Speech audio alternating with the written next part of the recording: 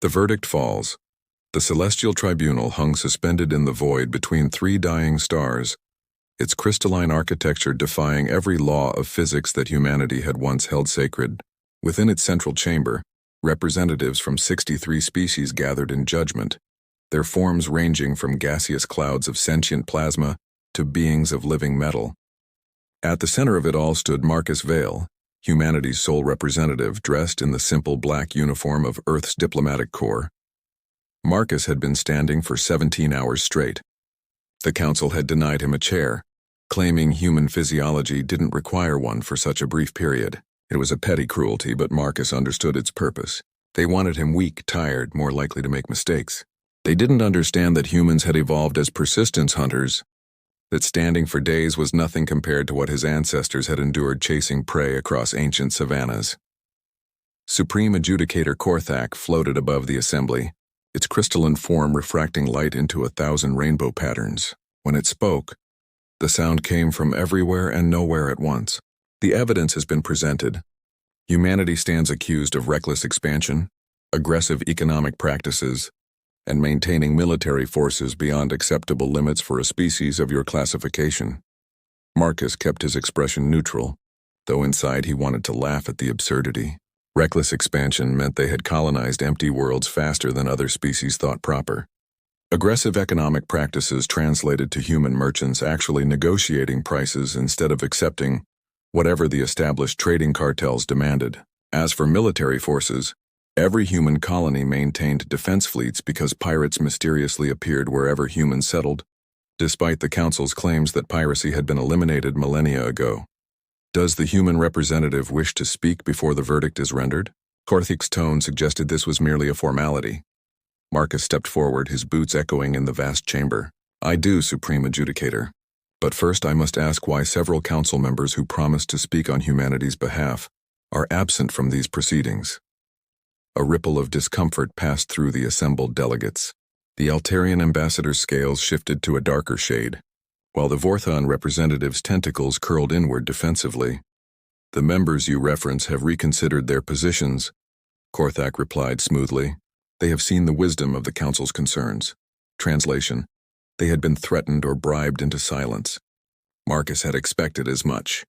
The preliminary vote counts Ambassador Chen had smuggled to him 3 days ago showed the fix was already in. This trial was theater, nothing more. Then let me address these concerns directly, Marcus said, his voice carrying to every corner of the chamber. Humanity has been part of the galactic community for 173 years. In that time, we have never initiated conflict with another species. We have honored every treaty, paid every tax, followed every regulation the Council has imposed, no matter how obviously designed to handicap our growth. The Zalathi hierarch interrupted, its mechanical voice grating like metal on stone.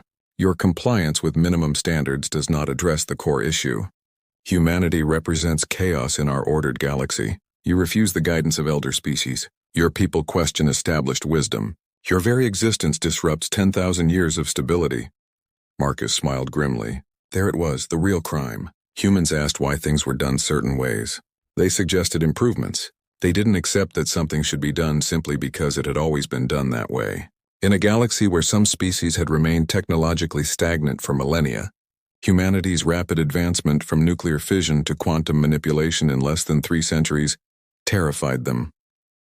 We disrupt stability by existing, Marcus repeated slowly. By that logic, Supreme Adjudicator, any species that evolves beyond your comfort zone is a threat. Is that the precedent you wish to set? Korthak's form pulsed with barely contained energy. The precedent has already been set. 17 species have been designated as galactic outlaws in our history. All were aggressors who threatened peaceful civilizations. The Council has determined that humanity will inevitably follow this path. Based on what evidence? Marcus challenged. Our history? Every species here has warfare in its past. The Vorthon Empire once spanned half the galaxy through conquest. The Zalathi exterminated 3 sentient species before achieving their current enlightenment. Why is humanity judged by its past while others are forgiven theirs? Because you have not evolved beyond it, Korthak stated flatly. Your entertainment still glorifies conflict. Your children play war games. Your colonies train soldiers. You are a species that has learned to hide its nature, not overcome it. Marcus took a deep breath. Admiral Thompson's last message had been clear. Stall for time, but don't reveal anything until the verdict is official. Once they formally declared humanity outlaw, certain treaties would be void, and hidden clauses in others would activate. Legal technicalities that Earth's lawyers had spent decades embedding in seemingly innocent trade agreements. If the Council has already decided our fate, Marcus said carefully, then I request you state it clearly for the record. Let every species watching know exactly what you're doing here today. Korthak rose higher, its form brightening until it was almost painful to look at directly. Very well. By unanimous vote of all present Council members, humanity is hereby declared a prohibited species effective immediately. All human colonies beyond the Sol system must be evacuated within 18 standard months. Any humans found outside designated boundaries after this deadline will be subject to termination. The Sol system will be placed under permanent quarantine. No human vessel will be permitted to travel beyond the heliopause. Any attempt to break quarantine will be met with decisive force. The chamber fell silent. Even species that had voted for this measure seemed stunned by the finality of hearing it spoken aloud. 18 months to evacuate 12 billion colonists from 97 worlds. It was a death sentence disguised as mercy. Marcus stood straighter, squaring his shoulders. I need to ensure I understand correctly, Supreme Adjudicator. You're giving us 18 months to completely withdraw from every world we've legally colonized, return to Earth, and accept permanent imprisonment? That is correct, and if we refuse, then the combined fleets of the Council will enforce our decision. Humanity numbers 14 billion. The Council represents over 3 trillion beings. Your 800 registered military vessels cannot stand against our combined armadas of 60,000 ships. Marcus nodded slowly, as if considering this information for the first time. In reality, he was counting down seconds on his neural implant. The quantum entanglement communicators would have already transmitted the verdict to Earth. By now, President Harrison would be implementing Contingency 7. Across human space, things were about to change dramatically. 800 registered military vessels, Marcus repeated thoughtfully. Yes, that's what our official records show. Tell me, Supreme Adjudicator, what would you do if you were surrounded by species that viewed you as inferior? Species that barely tolerated your existence and looked for any excuse to eliminate you? Would you honestly report your true defensive capabilities? A murmur rippled through the chamber. Korthak's light flickered uncertainly. You're suggesting humanity has hidden military assets? Impossible. Our surveillance networks monitor every human system. We track every ship, every station, every industrial facility. You track every ship you can see, Marcus corrected. You monitor every station that uses standard power signatures. You catalog every industrial facility built to Galactic standard specifications. He paused, letting the implications sink in. Did you never wonder why humans insisted on maintaining our own technical standards alongside galactic ones? Why we demanded the right to build certain facilities in dark space between systems? Why we negotiated so hard for mineral rights to seemingly worthless rogue planets? The Altarian ambassador stood abruptly, scales shifting to an alarmed yellow. You're bluffing. This is desperate posturing to avoid the inevitable. Perhaps, Marcus agreed. Or perhaps every cargo hauler has weapons. Perhaps every mining station is also a shipyard. Perhaps those worthless rogue planets have been hollowed out and converted into mobile fortresses. Perhaps humanity has been preparing for this moment since our first contact with the galaxy. Because we could see the fear in your eyes even as you smiled and welcomed us. He turned in a slow circle, addressing every delegate. You want to know the truth about humanity? We're survivors. Our ancestors faced extinction dozens of times. Ice ages, plagues, wars, natural disasters, and we survived them all. We learned that the universe is hostile, that threats can come from anywhere, and that the only guarantee of survival is strength. You threaten the Council? Korthak's voice had turned dangerous. I inform the Council, Marcus replied calmly. You've made your decision. Humanity is now officially outlawed. Our agreements are void. The restrictions we accepted are no longer binding. And Supreme Adjudicator, you should know that President Harrison's response to your verdict was already prepared. It was transmitted to every human colony the moment you spoke. Would you like to know what it said? Without waiting for an answer, Marcus activated his personal holoprojector. President Harrison's face appeared stern but determined. Her words filled the chamber. Citizens of Earth and all human colonies, The Galactic Council has declared us outlaws. They demand we abandon our homes and accept imprisonment. Our answer is simple: we refuse. Effective immediately, all Contingency 7 protocols are activated. Our true fleet stands ready. To the Council we say this: you wanted to see humanity's nature? Now you will. We didn't want war, but we prepared for it. Every ship, every station, every man and woman stands ready. You think you're hunting us. You're wrong.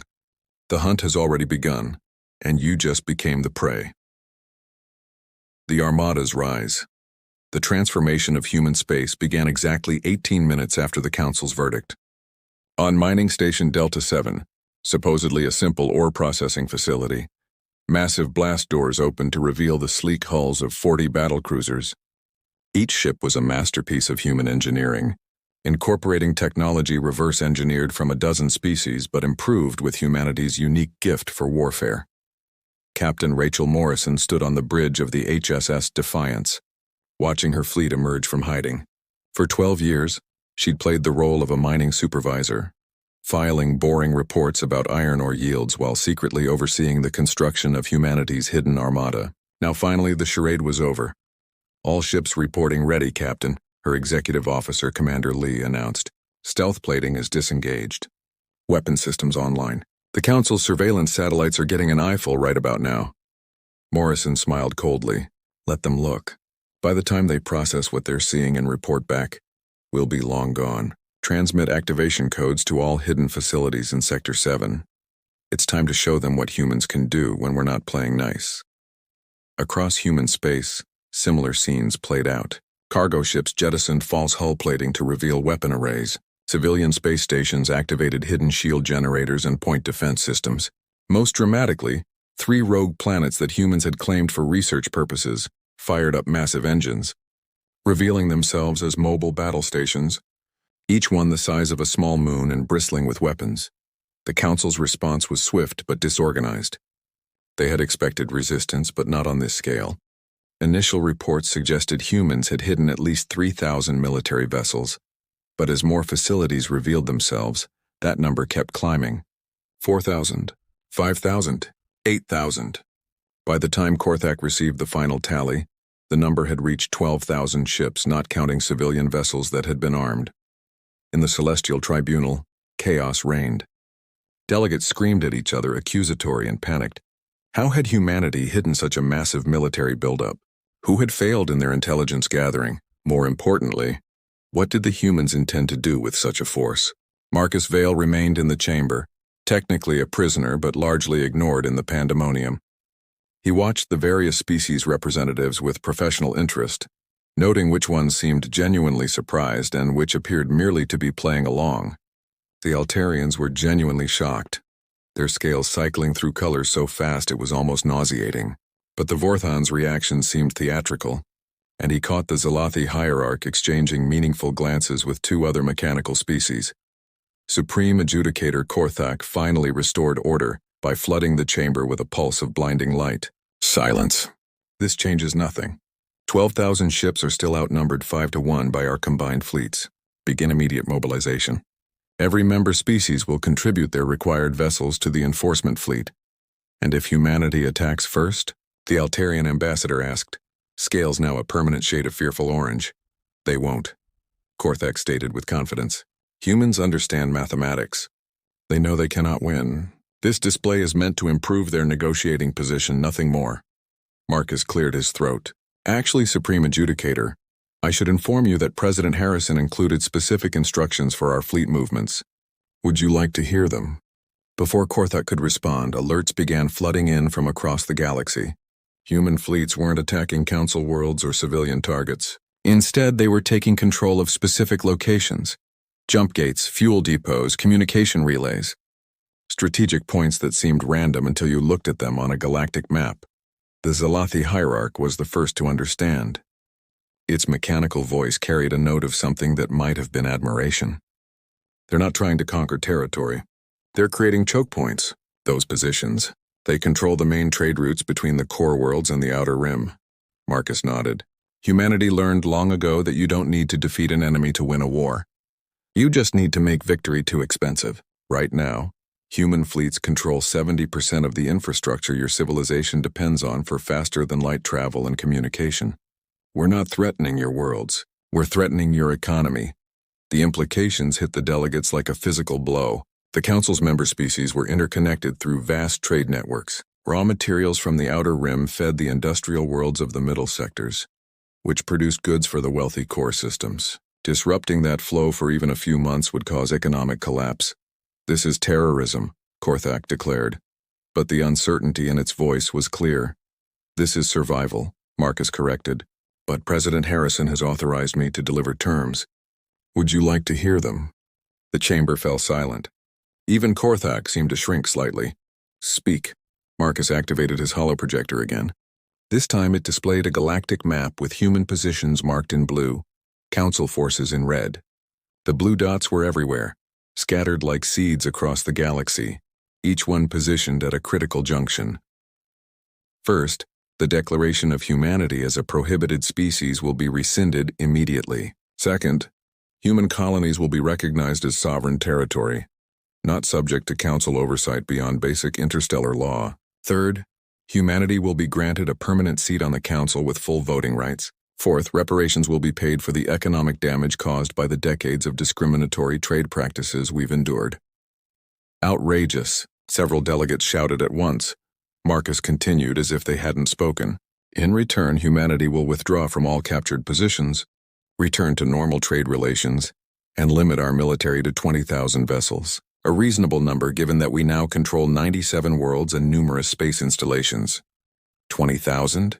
The Altarian ambassador's scales had turned white with shock. The Council controls over 600 worlds and maintains 60,000 ships.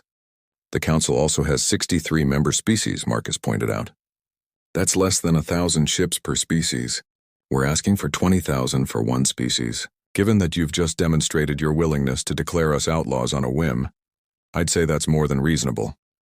Korthak pulsed with angry light. And if we refuse these terms? Then we maintain our current positions indefinitely. Your trade routes remain closed. Your economies collapse. And when desperate populations start demanding answers from their governments, you can explain how you decided that imprisoning humanity was worth destroying galactic civilization. The silence stretched for several long minutes.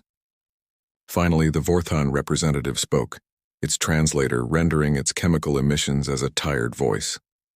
We need to discuss this. The human will be confined while we deliberate.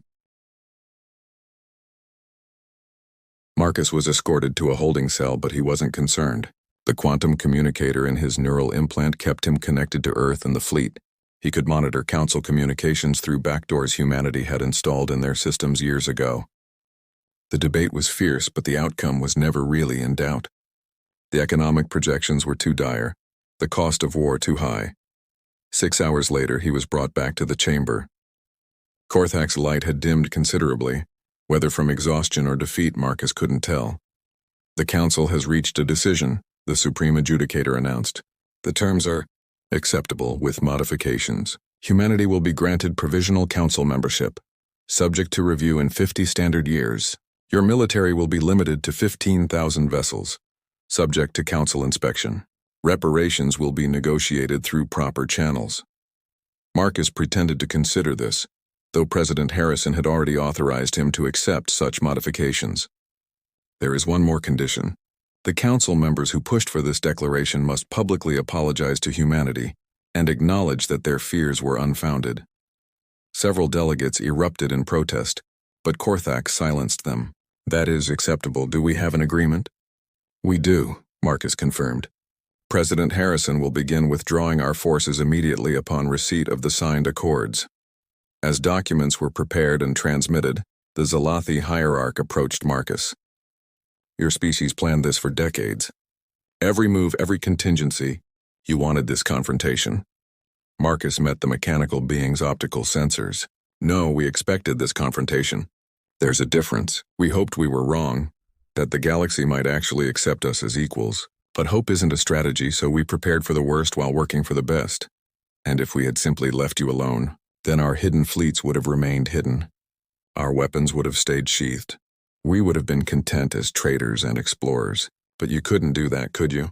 You had to try to put us in a cage. The hierarch sensors whirred as they refocused. Your species is dangerous.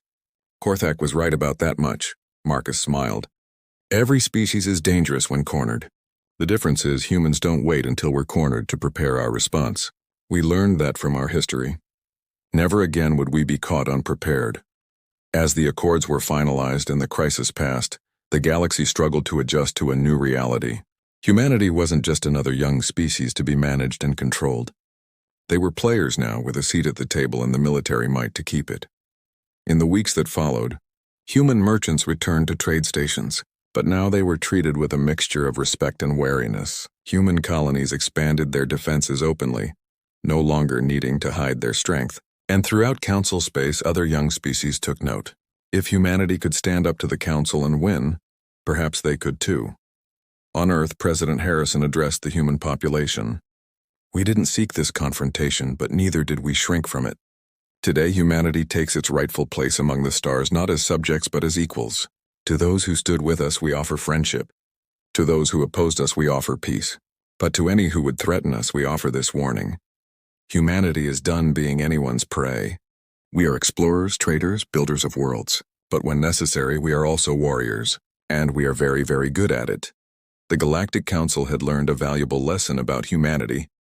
They had tried to declare humans outlaws, only to discover that the armadas were already assembled. The battle already won before it began.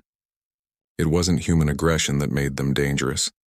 It was human preparation, human adaptability, and above all, human determination to never be victims again. As Marcus Vale finally returned to Earth for the first time in 3 years, he looked out at the stars and smiled. The galaxy had wanted to see humanity's true nature. Now they had, and they would never underestimate humans again.